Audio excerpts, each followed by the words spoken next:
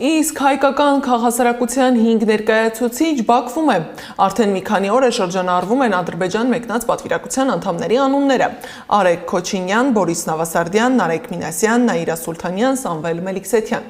Անվտանգային քաղաքականության հետազոտական կենտրոն հասարակական կազմակերպության նախագահն է Արեգ Քոչինյանը։ 2018-ից 2020 թվականներին աշխատել է Հայաստանի Հանրապետության անվտանգության խորհրդում որպես մամուլի քարտուղար։ 2022-ից 24 թվականներին եղել է X-Art համակարգիչների խանութի փոխտնօրենը։ Ընկերության անվան հետ էր կապված 2024-ին ձեռք բերված գերհամակարգչի պատմությունը, որի գնման համար կառավարությունը ծախսել էր 2.7 միլիարդ դրամ։ Քոչինյանի նախագահած հետազոտական կենտրոնը հիմնադրել է հենց ինքը։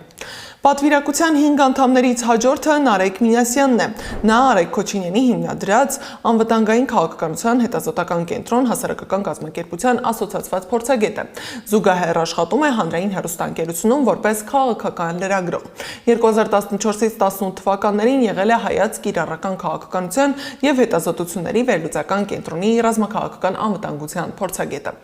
Անվտանգային քաղաքականության հետազոտական կենտրոնից պատվիրակության մեջ ընդգրկված մյուս անդամը փորձագետ, քաղաքագետ Սամվել Մելիքսեթյանն է։ Նա 2009-ին ավարտել է Դոնի Ռոստովի հարավային դաշնային համալսարանի քաղաքագիտության ֆակուլտետը։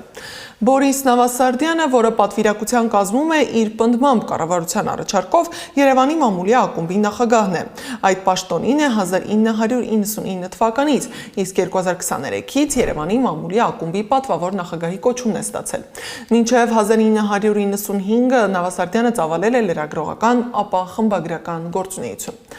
Վերջին 5-րդ անդամը ժողովրդավարության զարգացման հիմնադրամի տնօրեն Նաիրա Սուլթանյանն է։ Նա աշխատել է Հայաստանի կրթության և գիտության նախարարությունում, ԱՄՆ ազգային ժողովրդավարական ինստիտուտում, Երևանում Մեծ Բրիտանիայի դեսպանատանը ժողովրդավարության աջակցության եվրոպական հիմնադրամում և ՄԱԿ-ում։